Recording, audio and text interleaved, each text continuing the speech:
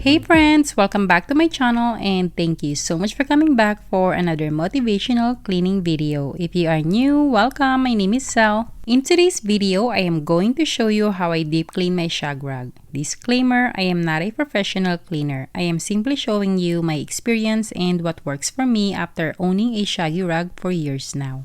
First, I take everything that's on top of the rug out of the way so I can give it a good slow vacuuming, including the bottom part. This helps getting all the dirt and dust out of your rug before you actually start wet cleaning it and make a pile of mud. Trust me, you will thank me later that you did this extra long step.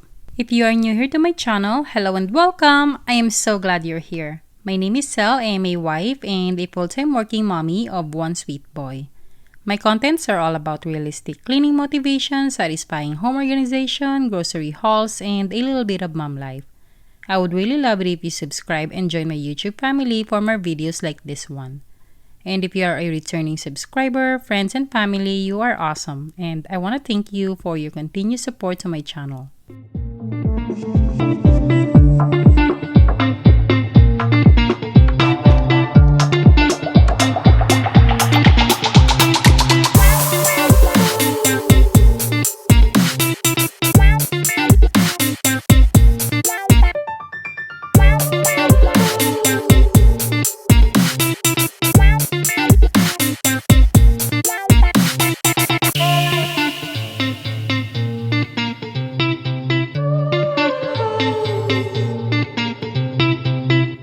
All the products I use in this video will be listed in the description box below, so please check it out. I bought my Bissel rug cleaner from Bed Bath & Beyond and the chemical cleaner from Walmart, but Target also carry them and Amazon online, I'm sure, if you prepare deliveries.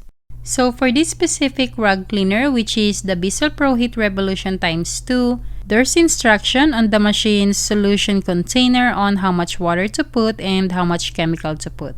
But I usually follow the chemical of my choice instruction on how much to put.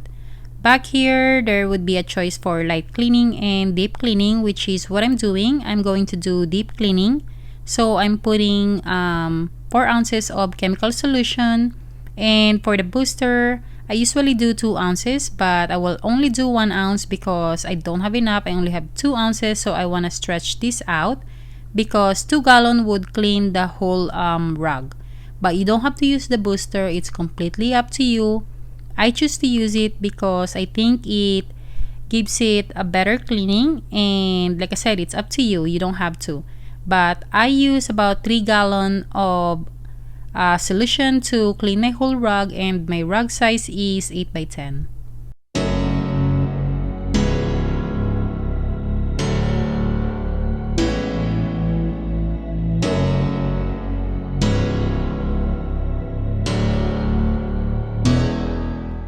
On the side of this specific cleaner, there's also a choice to do max cleaning, deep cleaning, or light cleaning. And I just want to tell you guys, this is not a sponsored video. I am not getting paid to say all these things about this rug cleaner. I just really love it.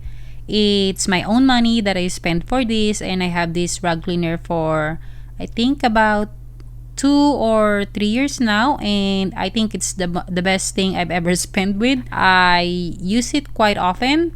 My husband used this for our car to clean all the upholstery, and it works really wonders. There's a lot of attachments for this. So yeah, like I said, it's not sponsored video. All opinions that I'm giving you is all mine and honest. I just really love this product. So if you're on the fence of buying this, you totally should. You will not regret it.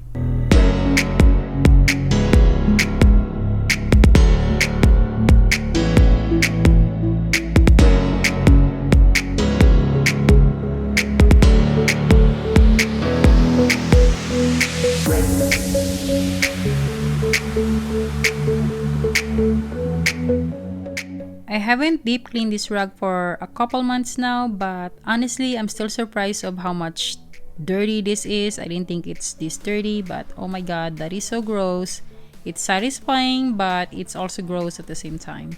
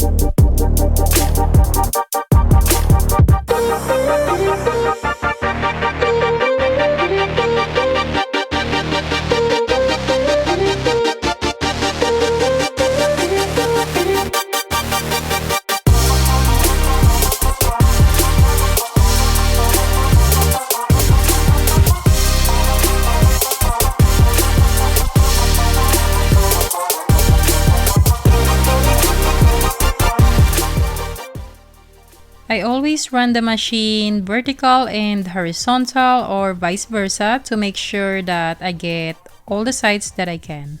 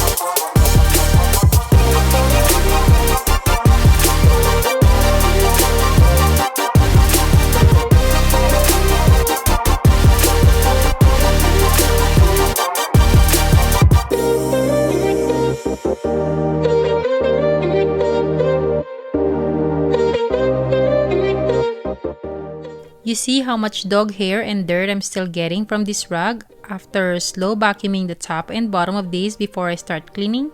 Imagine if I didn't do that. This is gonna be wild. I mean, this is already wild and gross, but I'm telling you, slow vacuuming your rug top and bottom before you start cleaning is a must. It's really gonna help you.